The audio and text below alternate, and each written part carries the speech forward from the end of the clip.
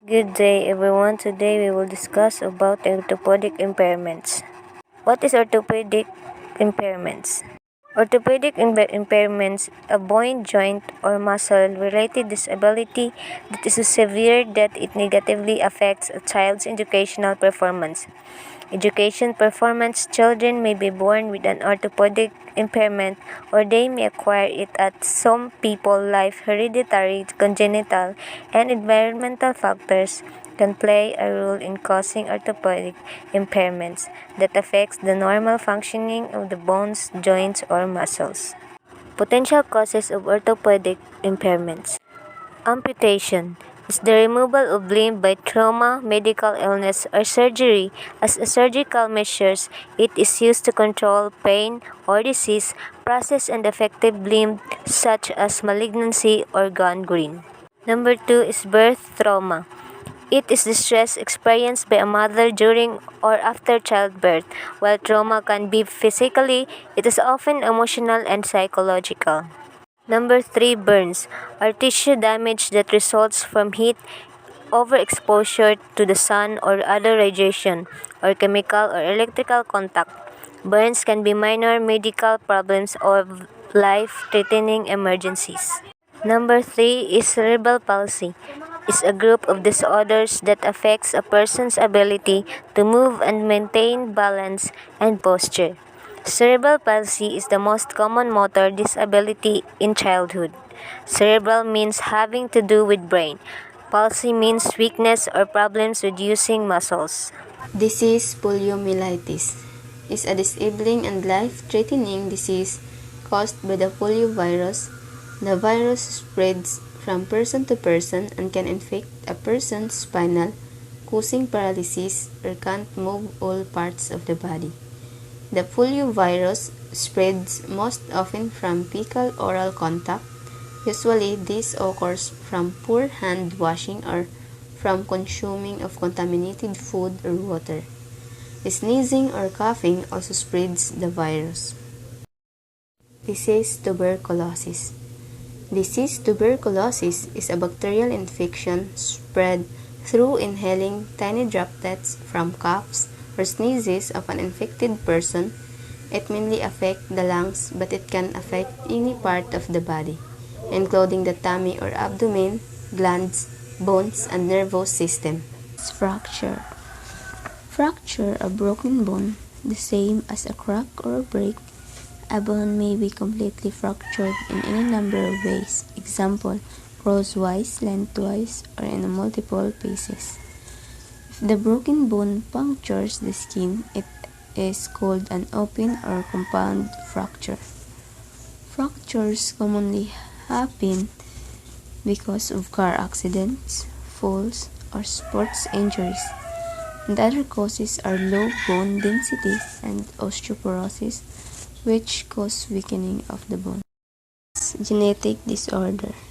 Genetic disorder is a disease that is caused by a change or mutation in individual's DNA sequence.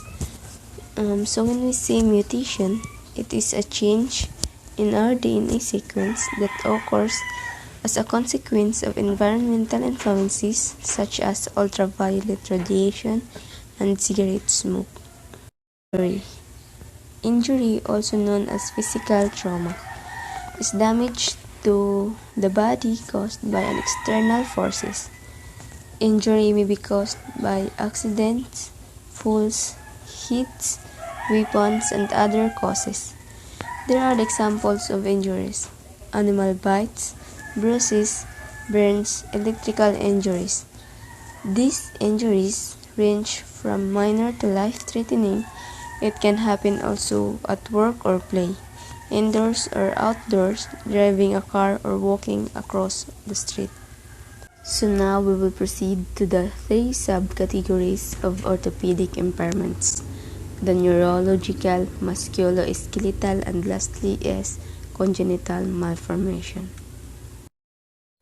So when we say neurological, comes from neurology, the branch of medicine that deals with problems affecting the nervous system.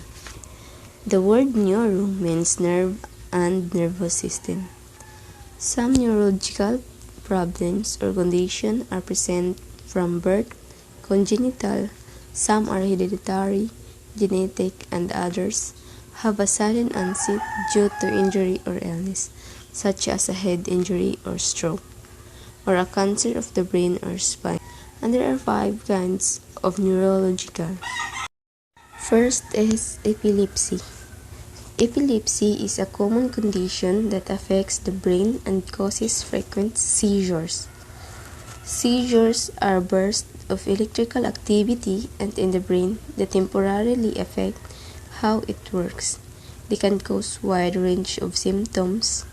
Epilepsy can start at any age but usually starts either in childhood or in people over 60. Next is brain injury. Brain injury is a disruption in the normal function of the brain that can be caused by a blow, bump, or jolt to the head suddenly and violently hitting an object, or when an object pierces the skull and enters brain tissue. And next is cerebral palsy.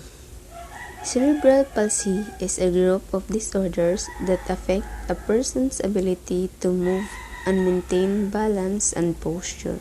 People with orthopedic impairments usually need physical accommodation or assistive technology in school and the workplace. Some specific concerns and challenges that children with orthopedic impairments may face include: first is the behavioral.